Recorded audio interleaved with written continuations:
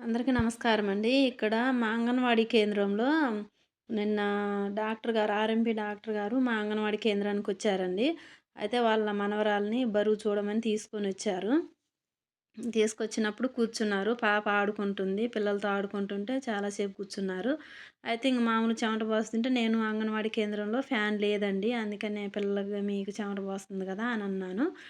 అనంటే వెంటనే ఫోన్ మాట్లాడుతున్నారు. ఫ్యాను భాషలో ముస్లిం వాళ్ళు డాక్టర్ గారు వాళ్ళు ముస్లిం వాళ్ళు. అయితే ఫోన్ మాట్లాడుతూ ఆ ఫ్యాన్ అనేది అర్థమైంది నాకు. ఒకవేళ ఇంట్లో ఏమన్నా ఫ్యాన్ రిపేర్ ఏమన్నా ఉన్నాయేమో అవి మాట్లాడుతున్నారేమో గుర్తొచ్చి అనుకున్నా నేను. ఇంకొక 10 నిమిషాలు ఆగేసరికి ఎవరికో ఫోన్ చేస్తే ఒక అబ్బాయి ఫ్యాన్ తీసుకొనొచ్చాడు. అంగన్వాడీ కేంద్రంలో వెంటనే ఫ్యాన్ పెట్టేసాడండి. అక్కడ కూర్చొని వచ్చి ఆ ఫ్యాన్ తీసుకొచ్చి ఫ్యాన్ బిగించేంత వరకు ఉండి మళ్ళా కడ్డీ గాని పొట్టిగుంటే అది పొడుగుది తీసుకొచ్చి గాలి పిల్లకి తగిలిద్దో లేదో అని ఫ్యాన్ పైకయిద్దని మళ్ళా కడ్డీ పొడవుది తీసుకొచ్చి పెట్టి బిగించి ఎళ్లారండి.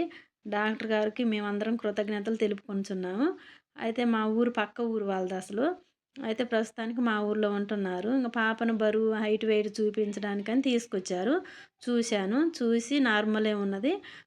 ఎలా చూడాలనేది కూడా ఏజ్‌ని బట్టి చూపిచ్చాను డాక్టర్ గారికి.